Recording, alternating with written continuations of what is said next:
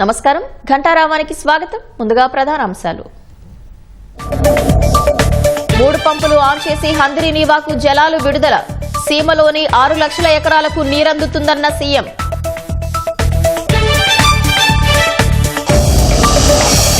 వైసీపీకి సీమంటే రాజకీయం రక్తమేనన్న చంద్రబాబు. టీడీపీకి నీళ్లు ప్రజల భవిష్యత్తే ముఖ్యమని స్పష్టీకరణ. ఫ్యూయల్ స్విచ్లను కెప్టెన్ ఆఫ్ చేసి ఉండొచ్చన్న వాల్ స్ట్రీట్. పూర్తిగా నిరాధారమన్న ఇండీ పైలట్స్ ఫెడరేషన్.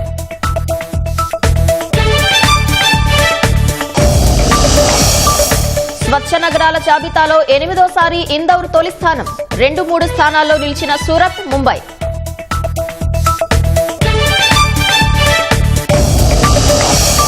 నష్టాల్లో ముగిసిన దేశీయ స్టాక్ మార్కెట్లు. 375 పాయింట్లు క్షీణించిన సెన్సెక్స్.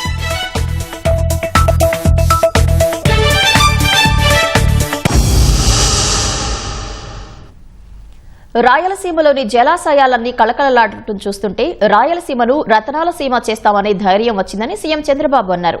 హంద్రీ నీవా ఫేజ్ 1 కాల్వల విస్తరణ పనులు పూర్తి కావడంతో నంద్యాల జిల్లా నందికొట్కూరు మండలం మల్యాల పంపింగ్ స్టేషన్లో మోటార్లను ఆన్ చేసి సీఎం జలహారతి ఇచ్చారు. నీటి విడుదలతో రాయలసీమకు నీరిచ్చానన్న తృప్తి ఎప్పటికీ మరచిపోలేనని అన్నారు. హంద్రీ నీవా ప్రాజెక్టు నీటితో బాగుపడే రైతులందరికీ ఆయన శుభాకాంక్షలు తెలిపారు. ఒక్క ఛాన్స్ అంటూ వచ్చి 5 ఏళ్ల పాటు రాష్ట్రాన్ని నాశనం చేసిన వైసీపీ హంద్రీ నీవాకు 10 పైసలు కూడా ఖర్చు చేయలేదని దుయ్యబట్టారు. త్వరలోనే రైతులందరికీ అన్నదాత సుఖీభవ నిధులు విడుదల చేస్తామని సీఎం హామీ ఇచ్చారు. ఈ క్రమంలోనే జలశక్తి శాఖ సమావేశంలో చర్చించిన అంశాలను ప్రజలతో పంచుకున్నారు. ఉమ్మడి కర్నూలు, అనంతపూర్, కడప, చిత్తూరులో 6 లక్షల ఎకరాలకు నీళ్లిచ్చి 33 లక్షల మందికి నీళ్లిచ్చే సౌకర్యాన్ని కల్పించామంటే ఇది నా జీవితంలో మరిచిపోలేని రోజుని మరొక్కసారి మీ అందరికీ విజ్ఞప్తి చేస్తున్నా. ఒక కళ నెరవేర్చాం. ఆ కళ కన్నింది ఎన్టీఆర్ అయితే దాన్ని నెరవేర్చిన పార్టీ తెలుగుదేశం పార్టీ అని మరొకసారి మీ అందరికీ విజ్ఞప్తి చేస్తున్నా. 14-19 5 సంవత్సరాల్లో 12,500 కోట్ల రూపాయలు రాయలసీమ ప్రాజెక్టుకి ఖర్చు పెట్టిన పార్టీ తెలుగుదేశం పార్టీ అని చెప్పి మీకు తెలియజేస్తున్నా. మీరు 5 ఏళ్లుంటే కనీసం 2,000 కోట్ల రూపాయలు ఖర్చు పెట్టాలని మనస్సు మీకు రాలేదు. ఎవరు రాయలసీమకు మంచి చేశారో మీరు అర్థం చేసుకోవాల్సిన అవసరం ఉంది. 2,000 కాదు, 3,800 కాదు, నేను 10,000 క్యూసెక్లు తీసుకెళ్తానని చెప్పి మాట్లాడి తమ్ముళ్ళు 10 పైసలు ఖర్చు పెట్టిన వాళ్ళని ఏమనాలని నేను అడుగుతున్నా. వీళ్ళు ఫేక్ పార్టీ అవునా కాదా మీరే ఆలోచించమని అడుగుతున్నా. అన్ని ప్రాజెక్టులు పూర్తి చేసింది తెలుగుదేశం పార్టీ. ప్రాజెక్టుల్ని చెడబట్టింది వైఎస్ఆర్ కాంగ్రెస్ పార్టీ. ఈసారి వర్షాకాలం కంటే ముందుగా 50% జలాశయాల్లో నీళ్లుండే పరిస్థితి వచ్చింది. దీన్ని చూసినప్పుడు ఆనందం ఏంటంటే ఈ రాయలసీమ ఇంకా రాబోయే రోజుల్లో రాళ్ల సీమ కాదు రతనాల సీమగా చేస్తాననే ధైర్యం ఈ ప్రభుత్వానికి వచ్చింది.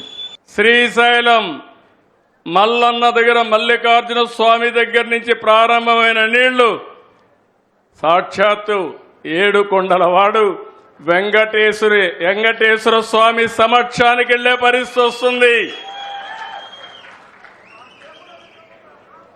రైతుల కష్టాలు తీర్చడమే కాదు 2 దేవుళ్లను కూడా అనుసంధానం చేసే పరిస్థితి, జలహారతి ఇచ్చే పరిస్థితి వస్తుందంటే అది మనకుండే అదృష్టం అని చెప్పి కూడా నేను మీకు తెలియజేస్తున్నా. శాపాలు పెట్టినా, తిట్లు తిట్టినా, బూతులు తిట్టినా అవి నా మనసుకు రాలేదు. కానీ ఒకటే గుర్తుపెట్టుకోండి, క్లేమోర్ మైండ్సే ఏమి చేయనప్పుడు ఇలాంటి వాళ్ళు ఏమి చెయ్యలేరు. అది నా దృఢ సంకల్పం. సీమను ఓట్ల రాజకీయానికి వాడుకున్నది కొందరు. సీమకు నిజమైన సేవలు చేసింది ఈరోజు ఎన్డీఏ పార్టీ. విధ్వంసాలు చేసే నాయకులు, అభివృద్ధి చేసే నాయకత్వానికి వ్యత్యాసం మీరు ఒకసారి ఆలోచించుకోవాలి. ఒక పార్టీకి రాయలసీమ అంటే రాజకీయం, రక్తం. అదే నాకు సీఎం అంటే నీళ్లు, మీ భవిష్యత్తు. తొందరలో రైతులందరికీ శుభవార్త. కేంద్రం రైతు భరోసా ఇచ్చిన రోజునే మన వాటా కింద డబ్బులు మీ బ్యాంక్ అకౌంట్లో వేసే బాధ్యత నాది. వాళ్ళు రేపేస్తే రేపే వేస్తా, ఎల్లుండేస్తే ఎల్లుండే వేస్తా. సరేనా అని మిమ్మల్ని అడుగుతున్నా. 3 విడతల్లో ఆ డబ్బులు కూడా ఇస్తున్నా. తెలంగాణ, ఆంధ్ర కూడా కొట్టుకోవాల్సిన అవసరం లేదు, గొడవ పడవలసిన అవసరం లేదు. మనం కష్టపడదాం, ఇచ్చి పుచ్చుకునే ధోరణితో ముందుకు పోతాం. ఈరోజు నీళ్లున్నాయి, 2 రాష్ట్రాలకు అవసరం. సముద్రం లేకపోయే నీళ్లు 2 రాష్ట్రాలు వాడుకుంటే ఇటు రాయలసీమ, అటు తెలంగాణలో ఉండే మెట్ట ప్రాంతాలు బాగుపడే అవకాశం వస్తుంది. గోదావరి బోర్డు హైదరాబాద్లో ఉంటుంది, కృష్ణా బోర్డు విజయవాడలో ఉంటుంది. అదే సమయంలో శ్రీశైలం ప్లంజ్ పూల్ ఇబ్బంది వస్తే దాన్ని మనమే డబ్బులు పెట్టి రిపేర్ చేస్తామని అన్నాం. నీళ్లు కూడా ఎక్కడికక్కడ ఎవరు ఎన్ని వాడుకుంటున్నారో దానిపైన కూడా ఇప్పటికే 2 సార్లు మీటింగులు అయినాయి. ప్రజల కోసం పనిచేస్తున్నా. చిన్న చిన్న బెదిరింపులకో ఇబ్బంది పెడితే భయపడి పారిపోయే మనస్తత్వం కాదు. దీన్ని లాజికల్గా తీసుకుపోయి మీకు న్యాయం చేస్తామని చెప్పి తెలియజేసుకుంటూ, రాయలసీమకి ప్రతి ఎకరాకు నీళ్లిచ్చి కనీసం 2 మెట్ట పంటలు వేసుకుని, హార్టికల్చర్ పంటలు వేసుకుని మీ జీవితాలు బాగుపడే వరకు నేను మీకు అండగా ఉంటానని మరొకసారి మీ అందరికీ హామీ ఇస్తూ అందరికీ నమస్కారాలు. మంత్రి లోకేష్ పై అనవసరంగా మాట తూలితే తాట తీస్తామని ఎమ్మెల్సీ భూమిరెడ్డి రామ్గోపాల్ రెడ్డి వైసీపీ నేతలను హెచ్చరించారు. లోకేష్ ప్రజల నుంచి వచ్చిన నాయకుడన్నారు. జగన్ మతి భ్రమించి అధికారులను బెదిరిస్తున్నారని మండిపడ్డారు. జగన్మోహన్ రెడ్డి గారు మంచివాడు, లోకేష్ బాబు గారి అంతు చూస్తామని చెప్పి చెప్తాను. 2019-24 మధ్య కాలంలో కూడా జగన్మోహన్ రెడ్డి గారు ముఖ్యమంత్రిగా ఉన్నారు. ఎక్కడికి లోకేష్ బాబు గారు ఎక్కడ పారిపోలేదే. సింగపూర్కు పోలే, అమెరికాకు పోలే, లండన్కు పోలేదు, లేకపోతే కనుక మలేషియాకు పోలేదు, ఎక్కడ పారిపోలేదే. ఈ రాష్ట్రంలో ఉండి లోకేష్ బాబు గారు ధీటుగా ఆ రోజుండి అధికార పార్టీకి ఎదురెడ్డి పోరాడి తెలుగుదేశం పార్టీని అధికారంలోకి తీసుకొని రావడంలో కీలక పాత్ర పోషించడం జరిగింది. ఈ రాష్ట్రంలో పోరాటం చేసినాడు. కార్యకర్తలకు, ప్రజలకు అండగా ఉండి 1000 కిలోమీటర్లు పాదయాత్ర చేసి తనంటే ఏందో తను రుజువు చేసుకుని శాసనసభ్యునిగా గెలుపొంది దాదాపు 90,000 ఓట్ల పైచీలకు మెజార్టీతో ఎప్పుడూ గెలవని మంగళగిరి నియోజకవర్గంలో గెలిచి శాసనసభ్యుడే మంత్రి కావడం జరిగింది. నీకుండే తెలుగుదేశం కోవట్లకు కానీ చెప్తా ఉన్నా, మీరు కానీ పద్ధతులు మార్చుకోండి. నిరంతరం సతీష్ రెడ్డితో మాట్లాడడం, సతీష్ రెడ్డికి సమాచారం ఇవ్వడం, ఇవన్నీ కూడా సతీష్ రెడ్డితో వ్యాపారాలు చేయడం, ఇవన్నీ కూడా కరెక్ట్ కాదు. ప్రపంచంలోనే అతిపెద్ద కంపెనీలు అమరావతి క్వాంటమ్ వ్యాలీకి క్యూ కడుతున్నాయని బయోడైవర్సిటీ చైర్మన్ నీలాయపాలెం విజయ్ కుమార్ తెలిపారు. అమరావతి క్వాంటమ్ వ్యాలీ చరిత్ర సృష్టించడం ప్రారంభించిందన్నారు. ఐబీఎం, టీసీఎస్ల భాగస్వామ్యంతో ప్రారంభమైన అమరావతి క్వాంటమ్ వ్యాలీ ప్రస్థానం మైక్రోసాఫ్ట్ రావడంతో 100 రెట్లు పెరిగిందని వెల్లడించారు. గత ప్రభుత్వం అసలు క్వాంటమ్ వ్యాలీని ఆంధ్రప్రదేశ్లో ఏర్పాటు చేయండి అని కేంద్ర ప్రభుత్వాన్ని అడిగిన పాపాను కూడా పోలేదంటూ నీలాయపాలెం దుయ్యబట్టారు. కంపెనీ ఆంధ్రప్రదేశ్కి అమరావతికి వస్తుంది. ఇలా పెద్ద కంపెనీలు, ప్రపంచంలోనే అతిపెద్ద కంపెనీలు క్వాంటమ్ వ్యాలీకి వస్తున్నాయి. సో అమరావతి క్వాంటమ్ వ్యాలీ చరిత్ర సృష్టించడం ప్రారంభించింది. వైసీపీ రూల్ చేయబడుతున్న ఆంధ్రప్రదేశ్ కూడా అప్లై కూడా చేయలేదండి. చంద్రబాబు నాయుడు వచ్చిన తర్వాతే ఈ క్వాంటమ్ కంప్యూటింగ్ అనే దీంట్లోకి ఆంధ్ర వచ్చింది. ఏం చేస్తే వచ్చింది? అందరూ రీసెర్చ్ మీద కాన్సన్ట్రేట్ చేస్తారు. ఈవెన్ సెంట్రల్ గవర్నమెంట్ కూడా మనం రీసెర్చ్ స్టార్ట్ చేద్దాము, ఆ రీసెర్చ్లో భాగంగా ఇంకా దీంట్లో ఇది చేసుకుందాము, దీని వ్యాపారపరంగా ఆ నెక్స్ట్ ఫేజ్లోకి పోదామని చంద్రబాబు నాయుడు గారు చేసింది ఏంది అంటే, ఆ క్వాంటమ్ కంప్యూటర్ ఏదైతే ఉందో ఎంత పెద్దదో నేను చెప్తా, అది దాన్ని ఇక్కడ తెచ్చిపెడితే పోలేదా అన్నాడు. ఆప్షన్ ఎవరికి అర్థం కాల. అంటే మనం ఇంకా రీసెర్చ్, మనం గవర్నమెంట్ ఫండ్ గిండు అవంతా మనం చూసుకుందాం. IBM ఈజ్ ది నెంబర్ 1 కదా యాజ్ ఆఫ్ నౌ.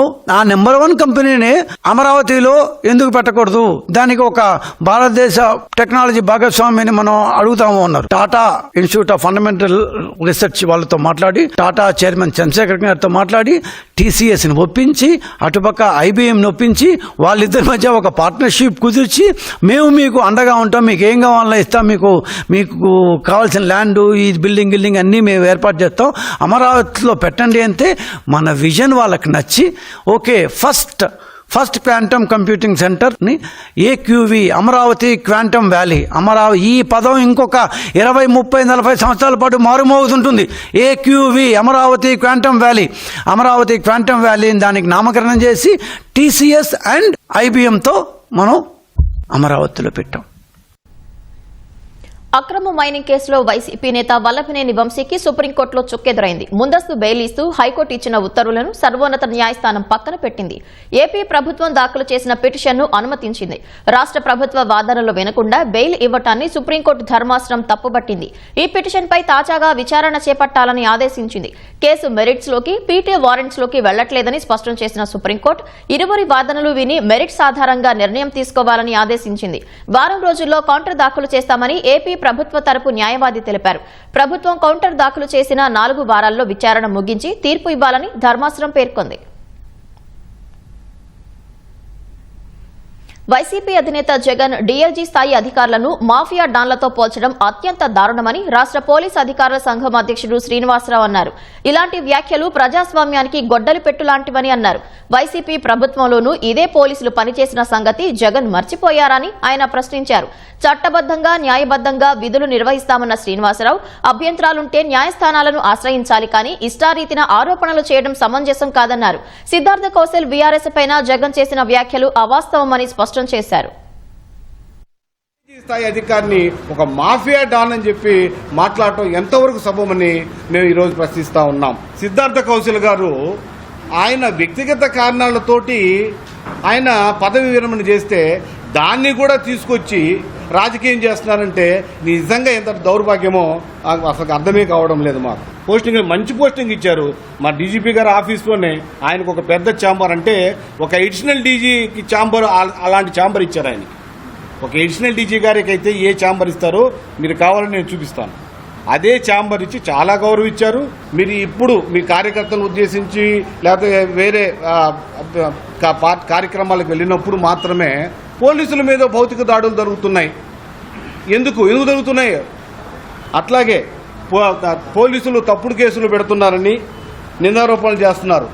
ఏదైనా ఉంటే మీరు న్యాయస్థానాలు ఆశ్రయించవచ్చు, అంతేగాని పోలీసుల్ని ఈ విధంగా మాట్లాడడానికి కరెక్ట్ కాదు. ప్రభుత్వంలో అంటే గత ప్రభుత్వంలో కూడా మేము 5 సంవత్సరాలు పనిచేసాం. ఆ పనిచేసినప్పుడు కూడా ఇదే పోలీసులు మీ మొత్తం లాండ్ ఆర్డర్ని మెయింటైన్ చేసిన సంగతి మర్చిపోయారేమో అని ఒకసారి మీకు గుర్తు చేస్తా ఉన్నాం. ఆంధ్రప్రదేశ్ పోలీసుల్ని భారతదేశం మొత్తం ప్రశంసిస్తుంది, కానీ మీకు అది కనపడటం కూడా చాలా విచారకరం. ప్రజాస్వామ్యంలో ఏ స్థాయిలో ఉన్న అధికారైనా, ఎంతటి పెద్దవాళ్ళైనా కూడా చట్టానికి అతీతులు కారని చెప్పి ఈ సందర్భంగా తెలియపరుస్తా ఉన్నాం. పోలీసులందరినీ వీఆర్లో పెట్టడం అనేది ఒక అడ్మినిస్ట్రేషన్లో భాగమే. మీ ప్రభుత్వంలోకి ఇదే పని చేశారు మీరు కూడా. ఈ నెల 14న గండికోటలో జరిగిన ఇంటర్ విద్యార్థిని హత్య కేసు ఇంకా కొలిక్కి రాలేదు. పోలీసులు మళ్లీ మొదటి నుంచి అనుమానితులందరినీ ప్రశ్నిస్తున్నారు. అసలు నిందితులు ఎవరనేది గుర్తించేందుకు పోలీసులు మల్లగుల్లాలు పడుతున్నారు. సరైన ఆధారాలు లభించక మళ్లీ ఘటనాస్థలికి వెళ్లి పరిశీలన చేపట్టారు. 3 రోజుల నుంచి జమ్మలమడుగులోనే జిల్లా ఎస్పీ అశోక్ కుమార్ మకాం వేశారు. సాంకేతిక పరమైన ఆధారాల కోసం ఆరా తీస్తున్నారు.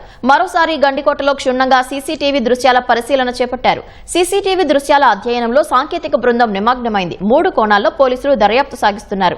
నిన్న డీఐజీ ఆధారం లభించిందని చెప్పినా నిర్ధారణ కోసం పోలీసులు మల్లగుల్లాలు పడుతున్నారు. లోకేష్ అనే యువకుడిని మరోసారి ప్రశ్నించారు. గండికోటలో ప్రైవేటు గదులు అద్దెకిస్తున్న యజమానులను ప్రశ్నిస్తున్నారు. వైసీపీ నేత పేర్ని నానికి గన్నవరం ఎమ్మెల్యే యార్లగడ్డ వెంకట్రావు సవాల్ విసిరారు. తప్పుడు కేసులు పెట్టానని గన్నవరం వచ్చి పేర్ని నాని తనపై చేసిన విమర్శలకు చర్చకు సిద్ధమా అని యార్లగడ్డ ప్రశ్నించారు.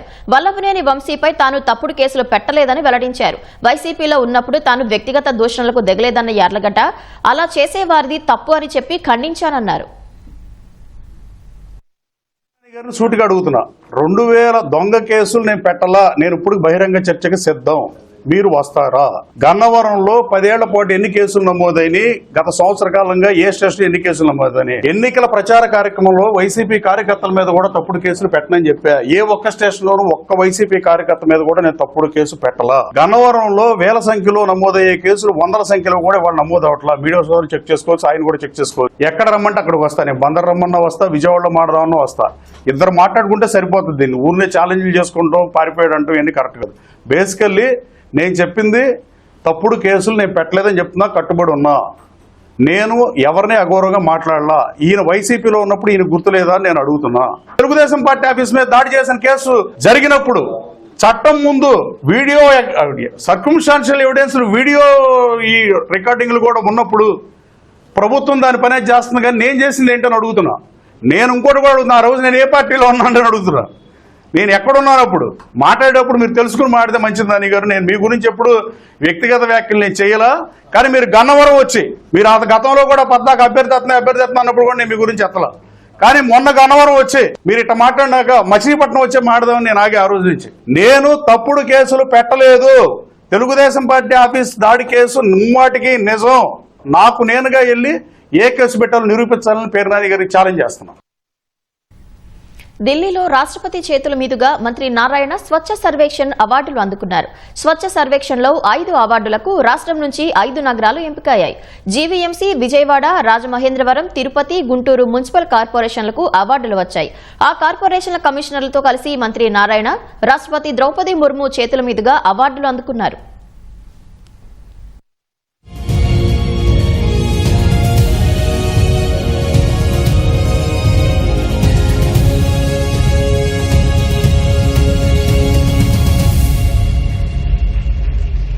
आगे बढ़ते हैं। लीग की इस दूसरी श्रेणी में 3 से 10 लाख जनसंख्या वाले शहर शामिल हैं। तो आइए अनुरोध करते हैं कि नोएडा की टीम कृपया मंच पर पधारे और इस पुरस्कार को ग्रहण करें। शुभकामनाएं। आइए करतल ध्वनि से पुनः ढेर सारी बधाई देते हैं इन सभी विजेताओं को।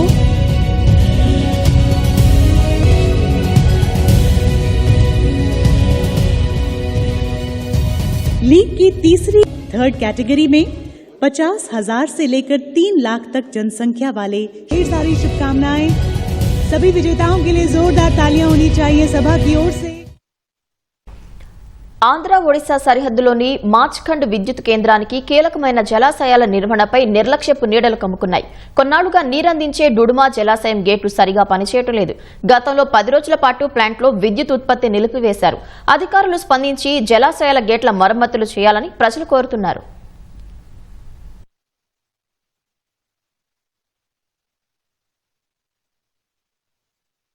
ఈ ప్రాజెక్టు 70 సంవత్సరాల ప్రాజెక్ట్ ఇది. దీని నిర్లక్ష్యం వల్ల మిగతా ప్రాజెక్టులు కూడా ఇబ్బంది పడే సూచనలు ఉన్నాయి. మెయిన్ దీనిలో మెయింటెనెన్స్ సరిగ్గా చేయకపోవడం వల్లే ప్రాజెక్ట్ అన్ని కోల్పోతుంది. ప్రస్తుతం ఉన్న అధికారులు నిర్లక్ష్యం వల్ల ఈ ప్రాజెక్ట్ అంతాను కొంచెం ఇబ్బంది గురవుతుంది. భవిష్యత్తులో కూడా వీళ్ళు కానీ దాని గురించి పట్టించుకోకపోతే అంధకారంలో ఉండే సూచనలు ఎక్కువగా కనిపిస్తుంది. 8 గేట్లు ఉన్నాయి. 8 గేట్లు 4 గేట్లు టోటల్ వర్క్ చేయదు. ఇంకో 4 ఎప్పుడు వర్క్ చేస్తే గ్యారంటీ ఉండదు. తర్వాత 2 పవర్ గేట్స్ ఉన్నాయి. ఆ పవర్ గేట్స్ ఎప్పుడు ఓపెన్ అవుతుంది, ఎప్పుడు క్లోజ్ అవుతుంది, ఎక్కితే దిగితే ఎక్కుతుంది. ఆ టైప్ మాట. మెయింటెనెన్స్ లేదు, ఏంటి లేదు, ఓన్లీ చూడడం తప్ప వర్క్ ఏం లేదు. ఆంధ్ర, ఒడిశా రాష్ట్రాల ఉమ్మడి నిర్వహణలో ఉన్న మార్చ్ఖండ్ జలవిద్యుత్ కేంద్రం చెందిన ఏడాది పాటు నీరందించే జలాశయాలపై నిర్లక్ష్యపు నీడలు అలుముకున్నాయి. మార్చ్ఖండ్ జలవిద్యుత్ కేంద్రానికి విద్యుత్ ఉత్పాదనకు కావాల్సిన నీటిని ప్రతిరోజు పంపించే డైవర్షన్ డ్యామ్ లో 2 పవర్ గేట్లు, అలాగే 8 స్పిల్వే గేట్లు ఉన్నాయి. ఈ పవర్ గేట్లు గత కొంతకాలంగా పనిచేయడం లేదు. జలాశయంలో నీటి నిల్వలు ప్రమాద స్థాయికి చేరినప్పుడు స్పిల్వే గేట్ల ద్వారా నీటిని బయటికి విడిచిపెట్టాల్సి ఉంటుంది. అయితే 8 స్పిల్వే గేట్లలోనూ కేవలం 4 మాత్రం పనిచేయడం విశేషం. ఏడాదికి దగ్గర దగ్గర 800 మిలియన్ యూనిట్లు ఉత్పత్తి చేస్తున్న మార్కెట్లో జలాశయాలపై నిర్లక్ష్య నీళ్లు అలుముకోవడం విచారకరం. ఇప్పటికైనా అధికారులు స్పందించి జలాశయాలను పునరుద్ధరిస్తారని ఆశిస్తూ అల్లూరు జిల్లా దుడుమా జలాశయం నుండి ఉదయ్ కుమార్, ఈటీవీ న్యూస్. ప్రకాశం జిల్లా కనిగిరిలో మంత్రి ఆనం రామనారాయణ రెడ్డితో స్థానిక ఎమ్మెల్యే ఉగ్ర నరసింహారెడ్డి సుపరిపాలనలో తొలి అడుగులో పాల్గొన్నారు. ఇంటింటికి వెళ్లి ప్రజల సమస్యలు తెలుసుకున్నారు. కూటమి ప్రభుత్వం అందజేసిన ప్రభుత్వ పథకాలు అందుతున్నాయో లేదో ఆరా తీశారు. ఏడాది పాలనపై ప్రజల అభిప్రాయాలు అడిగి తెలుసుకున్నారు. అనంతరం స్థానిక టీడీపీ కార్యాలయంలో 38 మందికి 24 లక్షల రూపాయల సీఎంఆర్ఎఫ్ చెక్కులు పంపిణీ చేశారు. నా సెంటర్లో ఉన్న శ్రీ మార్తాండేశ్వర స్వామి ఆలయ భూమిలో వ్యాపార కాంప్లెక్స్ కు భూమి పూజ చేశారు. సంవత్సర కాలంలో చాలా కార్యక్రమాలు దేవాదాయ శాఖ ద్వారా ముఖ్యమంత్రి గారి ఆలోచనలకు అనుగుణంగా పనిచేస్తూ ఈరోజు మన ప్రకాశం జిల్లాలో ఉగ్ర నరసింహారెడ్డి గారు కూడా ధూపదీప నైవేద్యాలు కొన్ని ఆలయాలకి పునర్నిర్మాణం చేయడానికి వారు కూడా నిధులు కావాలని కోరారు.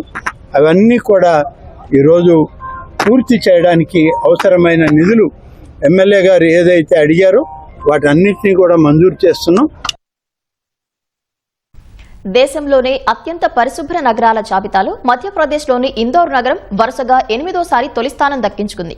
2024-25 సంవత్సరానికి గాను 10 లక్షల జనాభా కలిసిన నగరాలకు సంబంధించి ప్రకటించిన స్వచ్ఛ సర్వేక్షణ్ అవార్డులో తొలి స్థానం కైవసం చేసుకుంది. గుజరాత్లోని సూరత్ 2వ స్థానాన్ని దక్కించుకోగా మహారాష్ట్రలోని నవీ ముంబై 3వ స్థానంలో నిలిచింది. 3 నుంచి 10 లక్షల జనాభా కలిగిన నగరాల జాబితాలో నోయిడా తొలి స్థానంలో నిలిచింది. చండీగఢ్, మైసూరు తర్వాతి స్థానాల్లో నిలిచాయి. ఢిల్లీలోని విజ్ఞాన్ భవన్లో గృహ పట్టణ వ్యవహారాల మంత్రిత్వ శాఖ ఏర్పాటు చేసిన కార్యక్రమంలో రాష్ట్రపతి ద్రౌపది ముర్ము స్వచ్ఛ సర్వేక్షణ్ అవార్డులను ప్రదానం చేశారు. కేంద్ర మంత్రి మనోహర్ లాల్ సహా పలువురు ఈ కార్యక్రమానికి హాజరయ్యారు. బీహార్ అసెంబ్లీ ఎన్నికలకు ముందు వరుస హత్యలు కలకలం రేపుతున్నాయి. ఇటీవల ఓ వ్యాపారవేత్త, బీజేపీ నేత హత్యకు గురికాగా తాజాగా ఐసీయూలో చికిత్స పొందుతున్న ఓ రోగి దుండగుల కాల్పుల్లో చనిపోయాడు. ఈ దృశ్యాలు ఆసుపత్రిలోని సీసీటీవీ కెమెరాలో నిక్షిప్తమయ్యాయి. మృతుణ్ణి బక్సర్ జిల్లాకు చెందిన చందన్ గా గుర్తించారు. హత్య కేసులో దోషిగా తేలిన అతడు వైద్యం కోసం పెరోల్పై జైలు నుంచి విడుదలైనట్లు పోలీసులు తెలిపారు. పట్నాలోని ఓ ప్రైవేట్ ఆసుపత్రి ఐసీయూలో చికిత్స పొందుతుండగా దుండగులు కాల్చి చంపినట్లు చెప్పారు. ఈ హత్యకు పాత కక్షలే కారణం కావచ్చని అనుమానిస్తున్నారు. ఈ మేరకు కేసు నమోదు చేసి దర్యాప్తు చేపట్టిన పోలీసులు దుండగులను పట్టుకునేందుకు ప్రత్యేక బృందాలను రంగంలోకి దింపినట్లు వెల్లడించారు. అహ్మదాబాద్ లో ఎయిర్ ఇండియా విమాన ప్రమాదంపై అమెరికాకు చెందిన వాల్ స్ట్రీట్ జర్నల్ సంచలన కథనం ప్రచురించింది. ఇంజన్లకు ఇంధనం సరఫరా చేసే స్విచ్లను కెప్టెన్ ఆఫ్ చేసి ఉంటారని అమెరికా పైలట్లు, ఇతర నిపుణులు అభిప్రాయపడినట్లు తెలిపింది. అయితే అమెరికా పబ్లికేషన్ కథనం పూర్తిగా నిరాధారమని ఇండియన్ పైలట్స్ ఫెడరేషన్ పేర్కొంది. పూర్తి స్థాయి నివేదిక రాకముందే తుది నిర్ణయానికి రావడం సరికాదని హితవు పలికింది. అహ్మదాబాద్లో గత నెల జరిగిన ఎయిర్ ఇండియా విమాన ప్రమాద ఘటనకు ముందు ఇద్దరు పైలట్ల మధ్య జరిగిన చివరిసారి సంభాషణపై అమెరికాకు చెందిన వాల్ స్ట్రీట్ జర్నల్ సంచలన కథనం ప్రచురించింది. కాక్పిట్ రికార్డింగ్లో నమోదైన అంశాలను పేర్కొంది. విమానం టేకాఫ్ అయిన వెంటనే ఇంజన్లకు ఇంధనం సరఫరా చేసే స్విచ్లను ఎందుకు ఆఫ్ చేశారని కెప్టెన్ ను Boeing 787 Dreamliner first officer ప్రశ్నించినట్లు వాల్ స్ట్రీట్ జర్నల్ తన కథనంలో పేర్కొంది. అప్పుడు ఫస్ట్ ఆఫీసర్ భయాందోళనకు గురికాగా కెప్టెన్ మాత్రం ప్రశాంతంగా ఉన్నట్లు తెలిపింది. కెప్టెన్ సుమిత్ సభర్వాల్ కు 15,638 గంటలు, ఫస్ట్ ఆఫీసర్ క్లివ్ కుందర్ కు 3,403 గంటల పాటు విమానం నడిపిన అనుభవం ఉన్నట్లు పేర్కొంది. సిబ్బందితో పాటు ప్రయాణికులతో కలిపి విమాన ప్రమాదంలో చనిపోయిన 241 మందిలో వారిద్దరు కూడా ఉన్నారు. ఈ ప్రమాదం నుంచి ఒకే ఒక ప్రయాణికుడు ప్రాణాలతో బయటపడ్డాడు.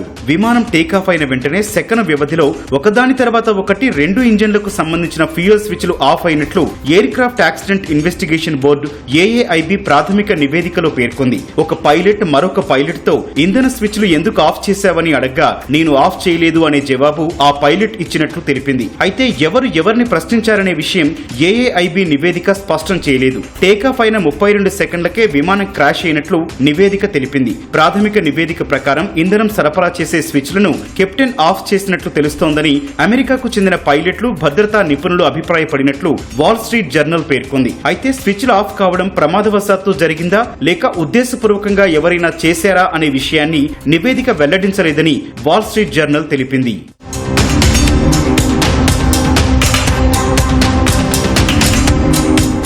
ఎయిర్ ఇండియా ప్రమాద ఘటన కారణాలపై వాల్ స్ట్రీట్ జర్నల్ కథనాన్ని ఇండియన్ పైలట్స్ ఫెడరేషన్ తీవ్రంగా ఖండించింది. కథనంలో అంశాలు పూర్తిగా నిరాధారమని పేర్కొంది. పబ్లికేషన్ పై చర్యలు తీసుకుంటామని ఇండియన్ పైలట్స్ ఫెడరేషన్ హెచ్చరించింది. ఇంధనం సరఫరా చేసే స్విచ్లను పైలట్లు ఆఫ్ చేసినట్లు ఏఏఐబి ప్రాథమిక నివేదిక పేర్కొనలేదని స్పష్టం చేసింది. కమిటీ పూర్తిస్థాయి నివేదిక రాకముందే విమాన ప్రమాదంపై తుది నిర్ణయానికి రావటం సరికాదని Indian pilots federation wall Street journal కు హితవు పలికింది.